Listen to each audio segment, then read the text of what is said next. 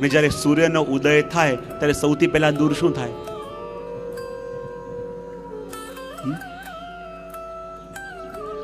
સૂર્ય ઉગે તો દૂર શું થાય?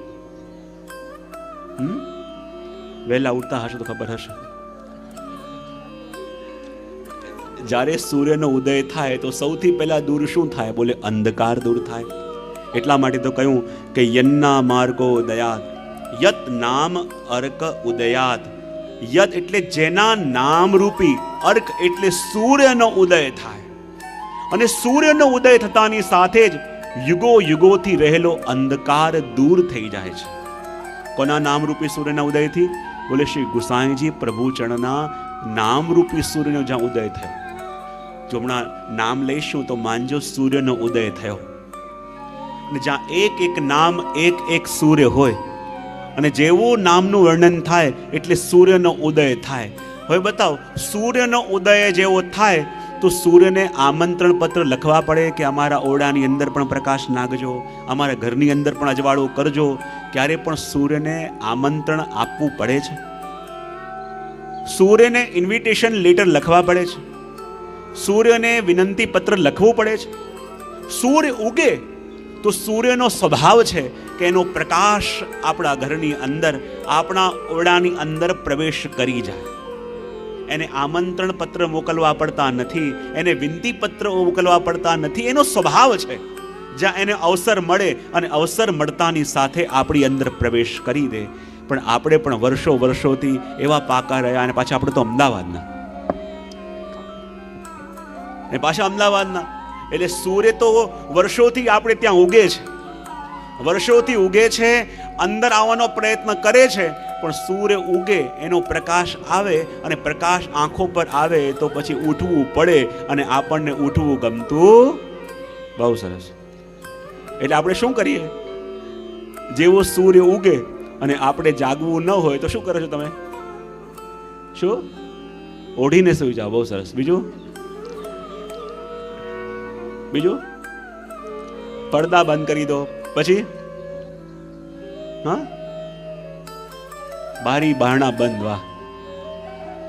ક્યાંક બારણાથી ના આવી જાય, ક્યાંક બારીથી ના આવી જાય. બારી બંધ કરી, બારણા બંધ કર્યા, અને એટલું પણ ઓછું હતું ત્યાં ઉપર પડદો લગાવ્યો, અને એ પણ ઓછું લાગ્યું તો જ્યાં હતા ત્યાં ઓઢીને સૂઈ ગયા. કે આવે તો ખરા સૂર્ય, ટચ તો કરે. કારણ કે સૂર્યનો સ્વભાવ તો છે કે જ્યાં એને અવસર મળે, એક નાનકડી દરાર દેખાય ને તો દરારની અંદરથી પણ એનો પ્રકાશ અંદર પ્રવેશ કરી જાય. જરા ક્યાંક અવસર મળે તો સૂર્યનો સ્વભાવ છે કે આપણી અંદર આયા વિના રહી ન શકે. તો આપણે વર્ષોથી બારણા બંધ કરીને રાખ્યા છે, બારીઓ બંધ કરીને રાખી છે, પડદા બંધ કરીને રાખ્યા છે, ને ઓઢીને સૂઈ રહ્યા છે. તો જો આ 3 દિવસ આ નામરૂપી સૂર્ય તો ઉગશે, અને સૂર્ય ઉગશે તો આપણે ન તો એને પામવાનો પ્રયત્ન આ 3 દિવસ કરવાનો છે, ન એને જાણવાનો પ્રયત્ન કરવાનો છે. ખાલી આ 3 દિવસ આપણા બારી બારણા ખોલવાનું કામ કરવાનું છે. અને જ્યાં વસાયેલા બારી બારણા ખુલશે, વસાયેલા પડદા હટશે, તો એ તો આતુર બેઠો છે જીવનમાં પ્રવેશ કરવા માટે. એ સૂર્યનો તો સ્વભાવ છે કે જ્યાં અવસર મળે અને આપણી અંદર પ્રવેશ કરી જાય. અને એ એટલા માટે તો અહીંયા રઘુનાથજી પણ કહે છે કે યન્ના માર્ગો દયાત પાપ દ્વાંતરાસી પ્રશામ્યતિ. અને આ સૂર્યનો જ્યારે ઉદય થાય તો આપણા જીવનની અંદર કોઈ અંધકાર રહેતું નથી. પાપ દ્વાંતરાશી. અને પાપ પણ કેવા છે? પાપ ખાલી નથી, પાપોનો સમૂહ છે. અને પાપોનો સમૂહ જેના નામ રૂપી સૂર્યથી દૂર કરવા માટે સક્ષમ છે, એવું આ શ્રી ગુસાઈજી પ્રભુચરણના એક નામ છે. જેના જીવનમાં આ શ્રી ગુસાઈજીના નામરૂપી સૂર્યનો ઉદય થશે, એની અંદર સૌથી પહેલા એના દોષો જશે. અને આ ભક્તિ માર્ગનો સૌથી મોટો અપરાધ શું કહેવાય? આપણા સ્વરૂપનું અજ્ઞાન, આપણા પ્રભુના સ્વરૂપનું અજ્ઞાન, અને આપણા પ્રભુ વચ્ચેના સંબંધનું અજ્ઞાન. એનાથી મોટો બીજો કોઈ અપરાધ આ માર્ગમાં નથી. આપણા સ્વરૂપનું અજ્ઞાન કે આપણે કોણ છીએ, આપણા એ સ્વરૂપનું અજ્ઞાન કે આપણે કોના છીએ, અને જેના છીએ એની સાથે આપણો શું સંબંધ છે. આ અજ્ઞાનથી મોટો બીજો કોઈ દોષ આપણા પુષ્ટિ માર્ગમાં નથી. અને આ નામ શું કરશે?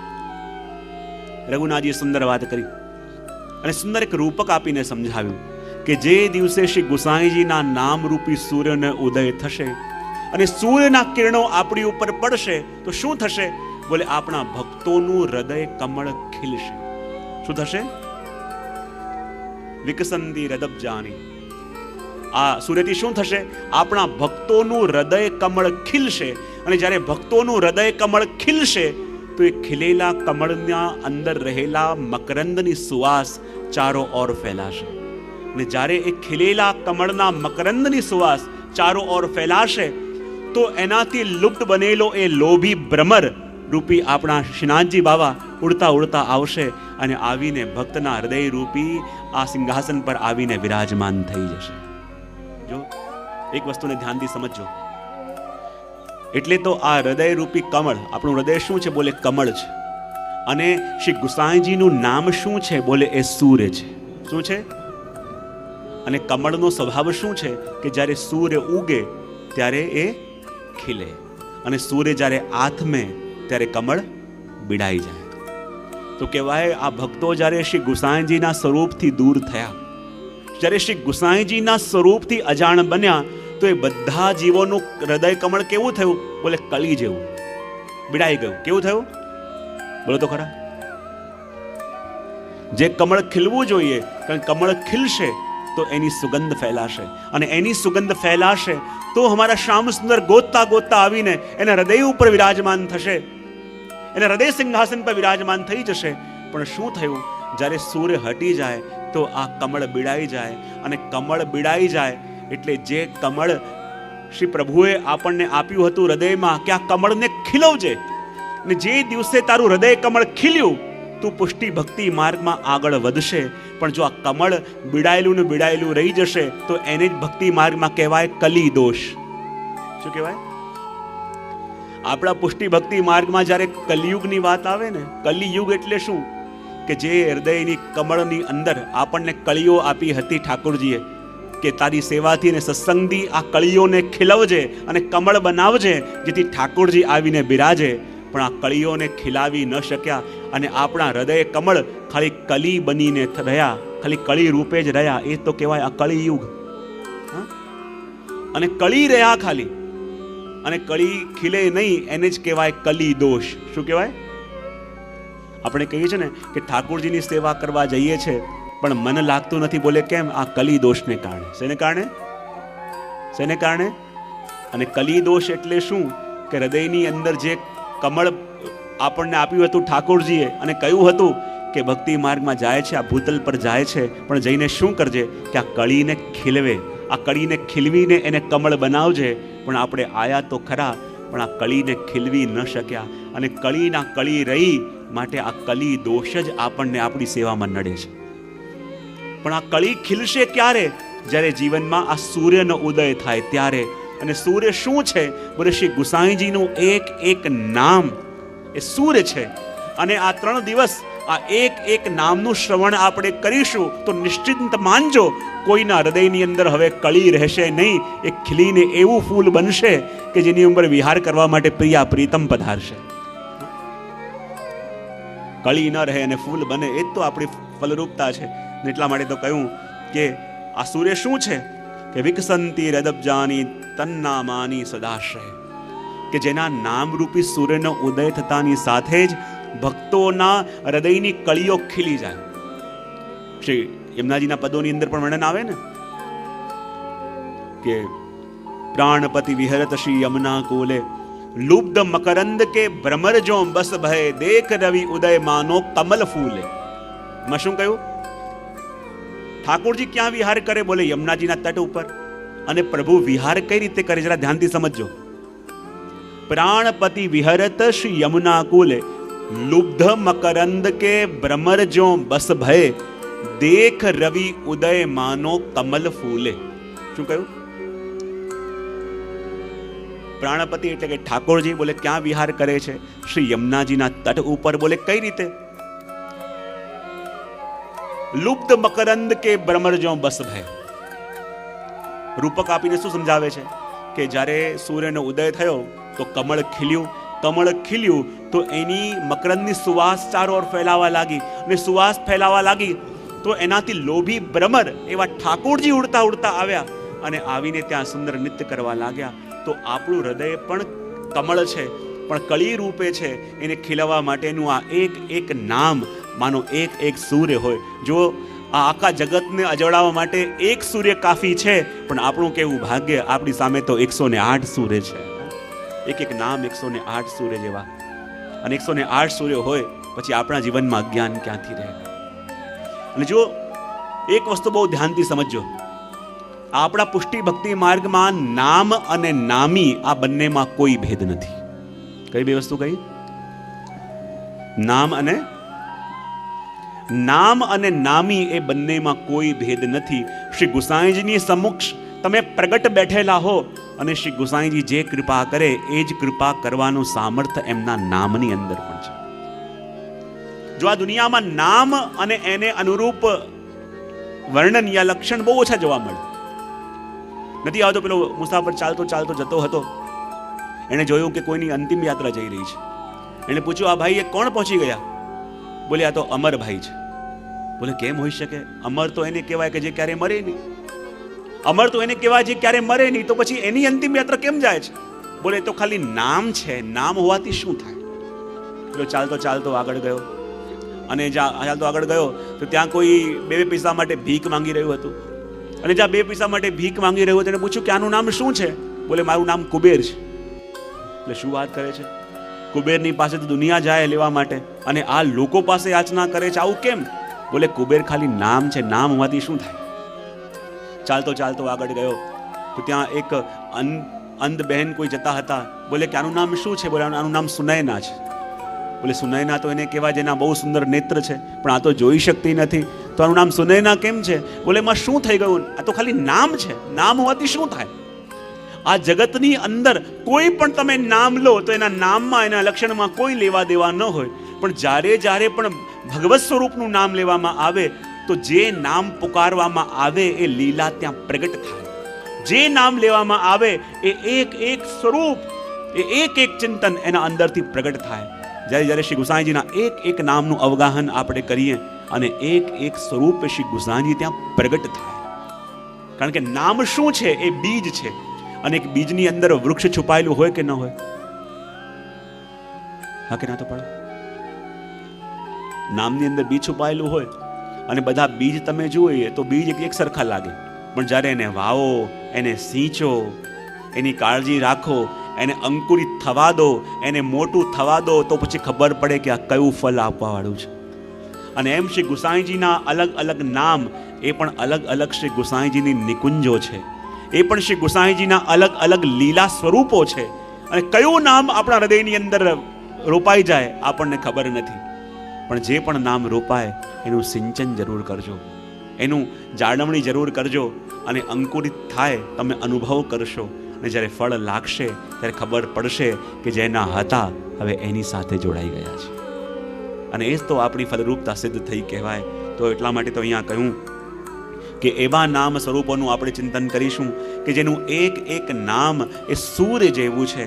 અને જેમ જેમ સૂર્ય ઉગે અને સૂર્ય ઉગી અને આપણા જીવનના અંધકારને દૂર કરે એવું જ આ નામ છે. એવું વર્ણન પ્રથમ શ્લોકની અંદર કર્યું, અને દ્વિતીય શ્લોકની અંદર એનું વિસ્તાર કરીને કહેવામાં આવે છે.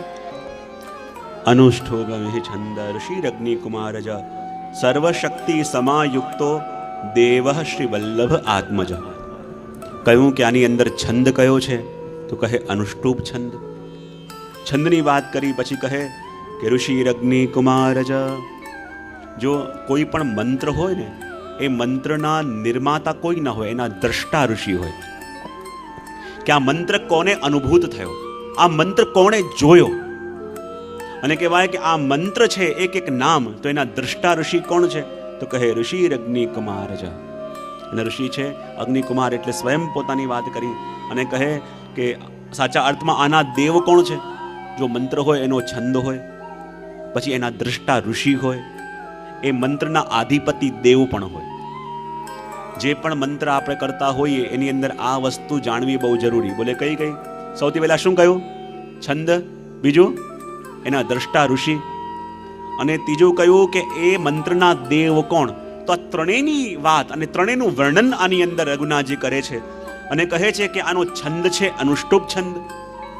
આ મંત્રના દ્રષ્ટા ઋષિ કોણ છે? બોલે સ્વયં અગ્નિકુમાર, એટલે કે શ્રી ગુસાઈજીના પુત્ર શ્રી રઘુનાથજી. અને કહેવાય કે આની અંદર દેવ કોણ છે? તો બોલે સ્વયં વલ્લભાત્મજ, એટલે કે શ્રી ગુસાઈજી એ સ્વયં આ મંત્રની અંદર રહેલા દેવ છે. અને સાચા અર્થમાં આ નામ લેતા જઈશું તો જેમ પ્રબોધનીમાં દેવ ઉત્થાન થાય, એમ આની નામની અંદર બિરાજતા એ દેવરૂપ શ્રી ગુસાઈજી જાગૃત થશે અને આપણા સ્વરૂપને, આપણા હૃદયને એનો અનુભવ કરાવશે. અને એટલા માટે કહ્યું સર્વશક્તિ સમાયુક્ત. સર્વશક્તિનો ઉપયોગ કર્યો છે અહીંયા રઘુનાથજીએ. અને એની ટીકામાં વર્ણન કરતા દેવકી નંદનજી મહારાજ શ્રી એમ કહે છે કે સર્વશક્તિ એટલે શું?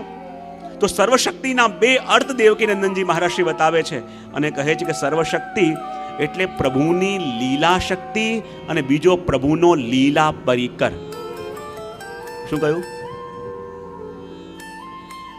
ખબર પડે ને? બરાબર સંભળાય છે કે સર્વશક્તિ સમાયુક્તો એટલે સર્વશક્તિથી યુક્ત શ્રી ગુસાઈજી પ્રભુચરણ આ મંત્રના દેવ છે.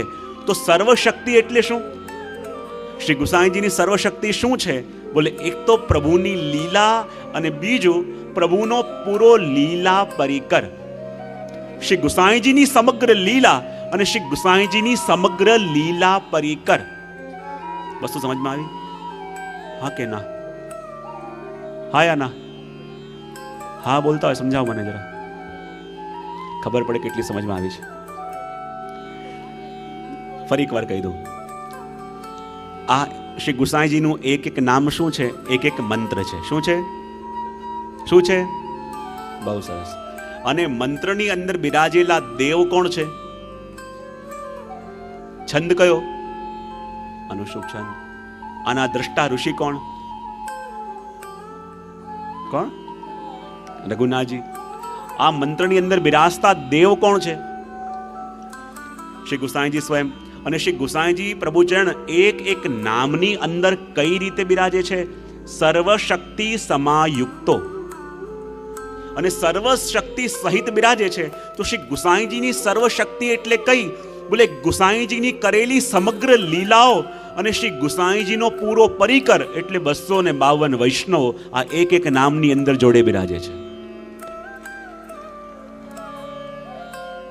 એક એક નામની અંદર શ્રી ગુસાઈજી કરેલી સમગ્ર લીલાઓ અને શ્રી ગુસાઈજીના એ 252 વૈષ્ણવો કે જેના નામના ઉચ્ચાર કરીને શ્રી હરિરાયજી એક એક નામની માળા ફેરતા હતા. અને આ 252 વૈષ્ણવની વાર્તા જ્યાં જે છે અને 252 ભગવદીઓ જે છે આ એક એક નામની અંદર વિરાજમાન છે. કોણ કોણ વિરાજમાન છે? શ્રી ગુસાઈજીની કરેલી સમગ્ર લીલાઓ અને શ્રી ગુસાઈજીનો લીલા પરિકર એટલે આ 252 વૈષ્ણવ. હમણાં જ ક્યાં કહેતો હતો, જ્યોતિષશાસ્ત્રની અંદર ગ્રંથ આવે જેનું નામ છે ભૃગુ સંહિતા. ભારતમાં અમુક જગ્યાએ 2 કે 3 જગ્યાએ, નોર્થમાં છે, સાઉથમાં છે, એ ગ્રંથ છે. અને ગ્રંથ એવો છે કે એની સામે તમે જઈને બેસો તો એની અંદર પ્રત્યેક વ્યક્તિના 3 જન્મની વાત હોય. શું હતા, શાને કારણે આપણે હમણાં છીએ અને આગળ શું થવાના છે, એ 3 જન્મની વાત દરેકની એ ભૃગુ સંહિતાની અંદર વર્ણિત કરેલી હોય કે આ પહેલા શું હતા, હમણાં શું છે અને ભવિષ્યમાં શું હશે. પણ હું તો એમ માનું છું કે આપણા પુષ્ટિ માર્ગે પ્રત્યેક જીવની ભૃગુ સંહિતા કોઈ હોય તો આ 252 વૈષ્ણવની વાર્તા છે. 3 જન્મની વાતો આવે છે ને, 3 જન્મની વાતો આવે છે. પહેલા શું હતા, હમણાં શું છે, લીલામાં એનું સ્વરૂપ શું, અને આપણે આગળ શું થવાના છીએ એની પરવા કોને છે. આપણે તો એ ચિંતા છે કે આ લીલામાં આપણું શું સ્વરૂપ હતું. અને જે 3 જન્મની વાતો, જે 3 જન્મની વાર્તા 252 ની અંદર આવે છે તો મને તેમ લાગે છે કે આપણા બધાની ભૃગુ સંહિતા કંઈક હોય તો આ 252 ની વાર્તા, આ 252 ભગવદીઓ છે. અને તો બહુ દૃઢતાથી માનું છું. શ્રી મહાપ્રભુજીના 84 એ તો નિર્ગુણ ભક્તો હતા, સાત્વિક જીવો હતા, પણ શ્રી ગુસાઈજીના 252 84 સાત્વિક, 84 રાજસ અને 84 તામસ. 84 સાત્વિક, 84 રાજસ અને 84 તામસ હતા. તો એ બધા પ્રકારના ભક્તોનો સમન્વય શ્રી ગુસાઈજીની લીલામાં છે. તો હું બહુ દૃઢપણે માનું છું કે આ જેટલી પણ પુષ્ટિ સૃષ્ટિ બેઠી છે ને, આ 252 માના જ કોઈ એક વૈષ્ણવનો અંશ લઈને બેઠી છે. પ્રત્યેક સૃષ્ટિ આ 252 માના કોઈ એક વૈષ્ણવનો અંશ લઈને બેઠી છે. અને કદાચ આ નામ લેતા લેતા શ્રી ગુસાઈજીના એ લીલા પરિકરનો જરાક સ્પર્શ થશે તો આપણી અંદર રહેલો એ લોઢું જ્યાં પારસમણીનો સ્પર્શ થયો તો સોનું થયા વિના રહેશે નહીં.